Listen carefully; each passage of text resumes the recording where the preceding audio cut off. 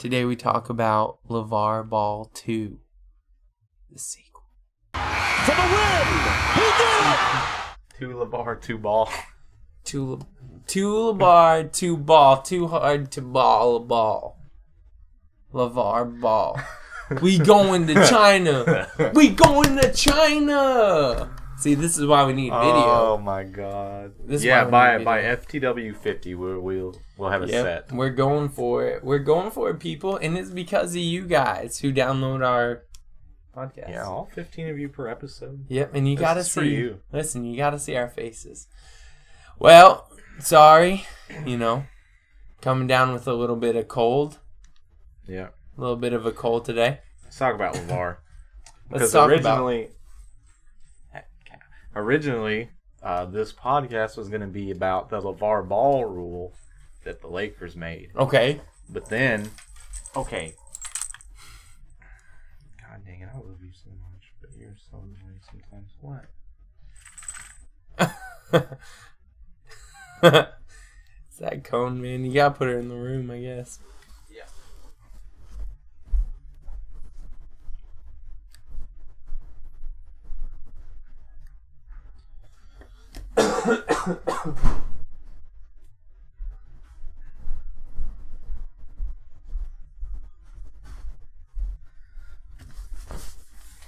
Right, back. So, originally, it was going to be just about the LaVar Ball rule that the Los Angeles Lakers kind of implemented because of his criticism of the Lakers coach Luke Walton and just the organization and the media with their handling of Lonzo and shit. Okay.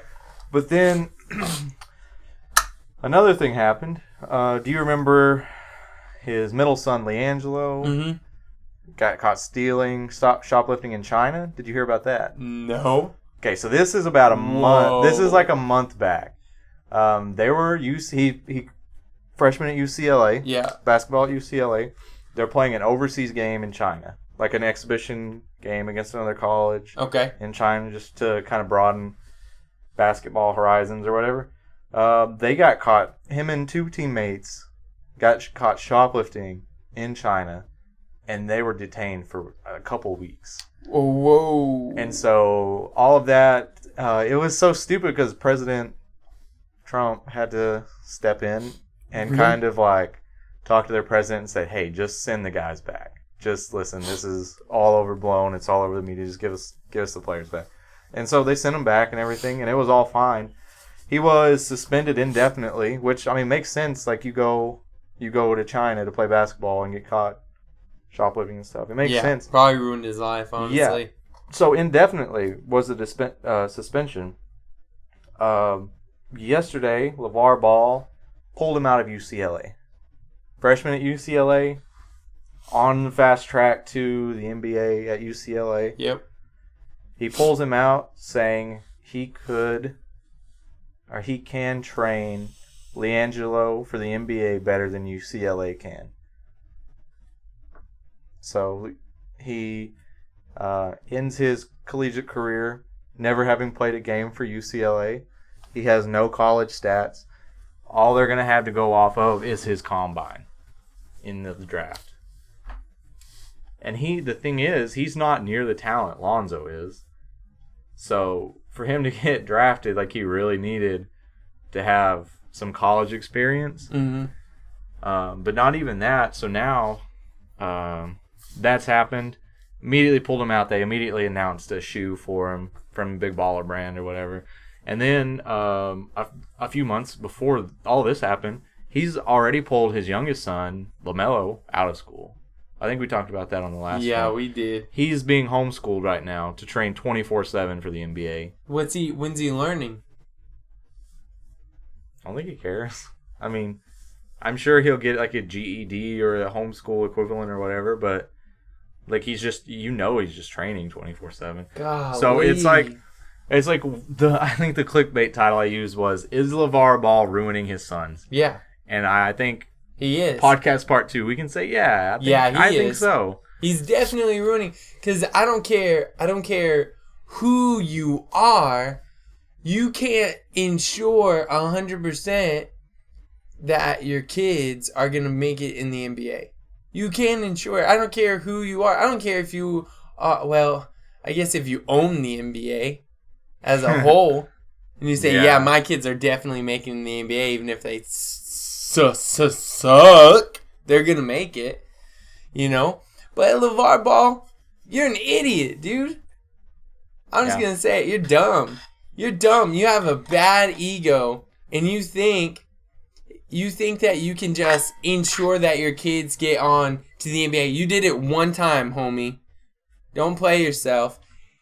You're ruining your kid's life because let's say while this kid who's being homeschooled, give me an air quote, you know, on the homeschool part. Let's say that kid gets sick, or let's say that kid injures himself to where he can't play basketball. Well, now what's he gonna do? You know, you can't tell the future, LaVar.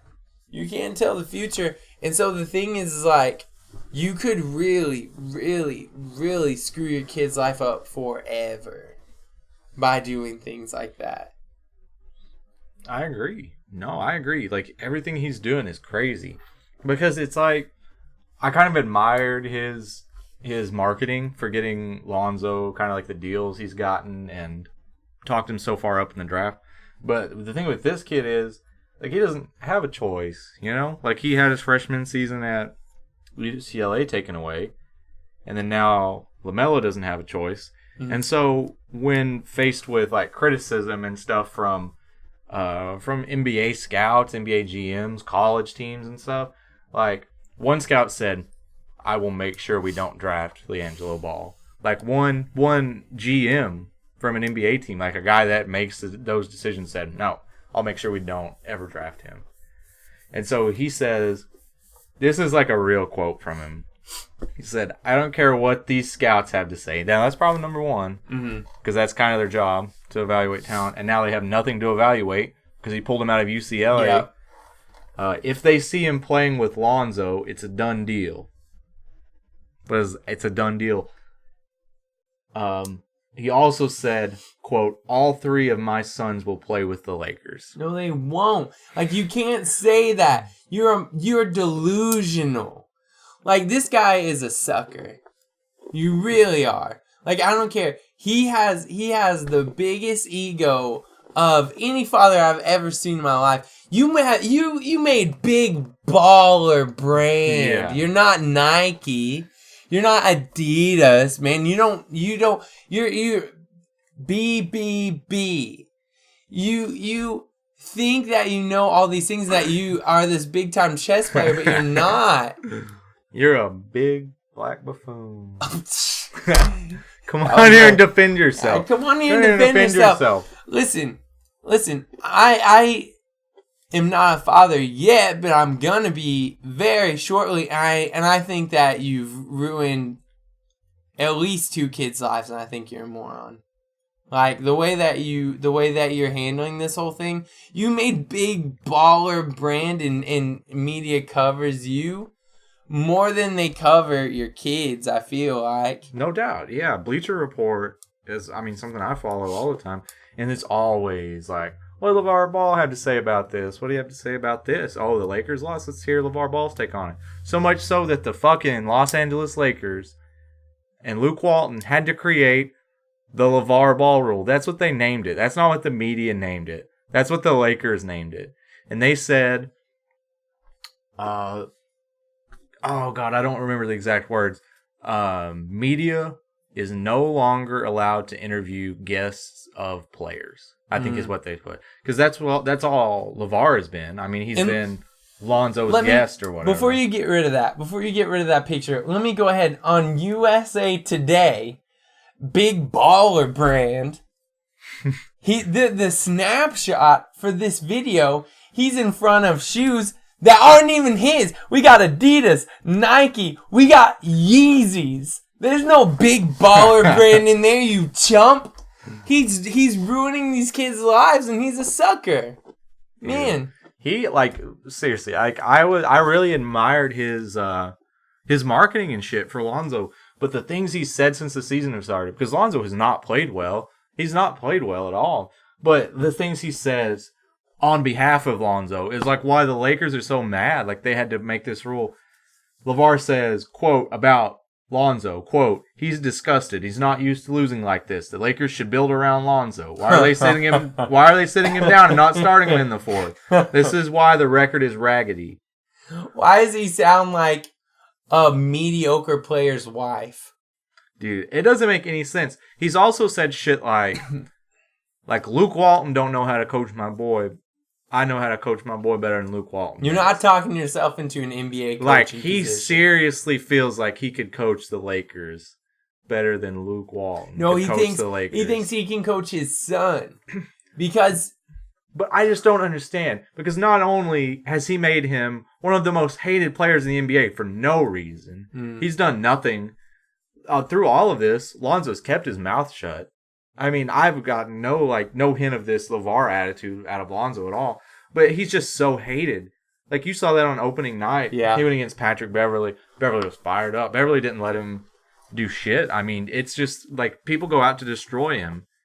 And it's like, it's got all of this heat. Like, his shot is broken. And it just gets so much media attention, you know. He goes 5 for 15 from the court. You know there's going to be an article on it, you know. He's brought his son under so much fire just from his mouth. Enough that they made a LaVar Ball rule. Like, you can't talk to the media on behalf of your son. You can't talk to the media in Staples Center. Good. I think they need to get rid of him as fast as possible.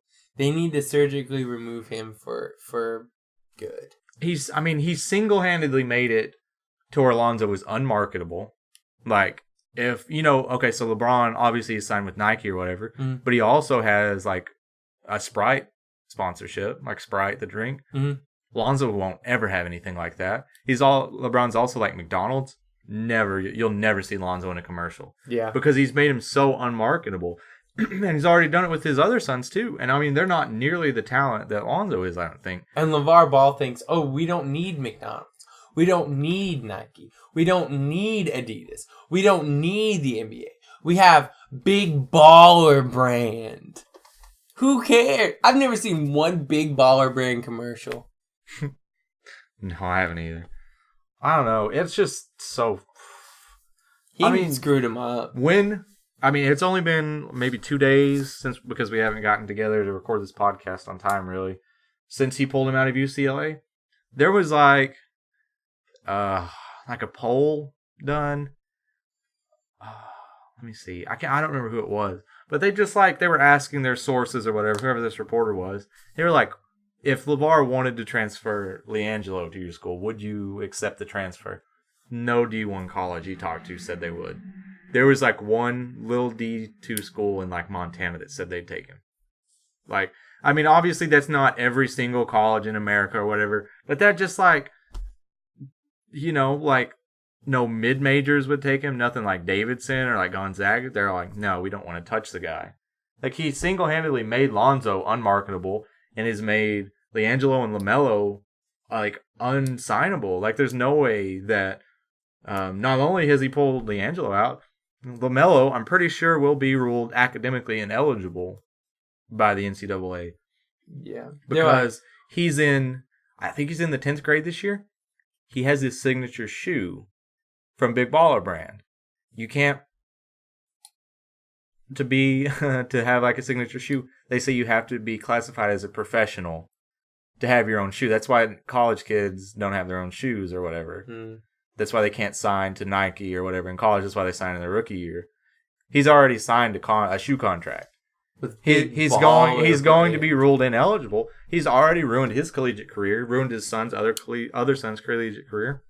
Like, I don't like what more harm could he do to his kids? Like, I just don't understand what his end goal is, because it definitely felt like, I'll admit, with Lonzo, it felt like there was an end goal. You know, he talked so much shit. He said, no, we won't play for Philly. We won't play for Boston. We'll only play for LA. And LA took him. Yeah. But, like, it didn't stop. No. You know, he was on WWE Raw or whatever, and he's still just talking and digging himself in a hole and digging his sons in a hole. And I feel like what happened is LA, I kind of blame the Lakers a little bit on this because they fed that. I feel like they were like, oh, that's what you want? Here you go. And he's like, oh, wow, my big fat mouth can get me, this. I could just talk my way into anything. And then when people say no, LaVar Ball, he's like, yeah, though, I can say this, I can say that, I can do this, I can do that. And then now he has this ego that just keeps eating, and people are running out of things to feed him, and he's ruined all three of his sons. And I think if we go back to LaVar Ball 1, I said, this is not good. It's bad. And I'll double down on it. I was optimistic. I think I was too optimistic in that podcast. I had no idea he would do this shit. I mean, I agree. I think the Lakers enabled that behavior a little bit. Because it's, what are we, like 25, 26 games into the season, which is like a third at this point. Like a third of the season's gone. And they're just now saying, like, LaVar, you're not a part of the Lakers. You will not speak on behalf of the Lakers. Like, you are not better coach material than the Lakers coaches we have here or whatever. Like, I feel like they are at fault because they knew what they were getting when they drafted Lonzo. They knew LaVar was a package deal or whatever. But they're definitely at fault. I agree. Like, they've enabled all of his behavior, I feel like. I don't know.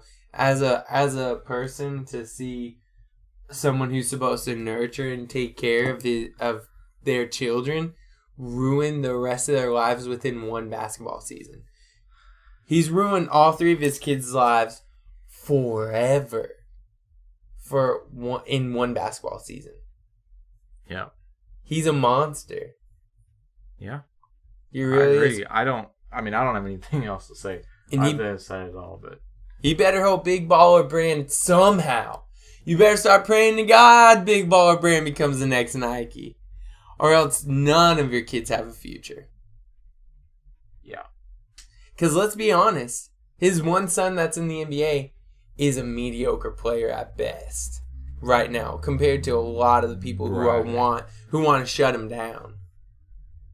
And when you have a mediocre player in the NBA and there's tons of talent that you get put up against, you look even worse because they wanted to shut him down. So, yeah, I look forward. I really do. I look forward to LaVar Ball 3. What if we named him Fast and Furious? What was the third movie?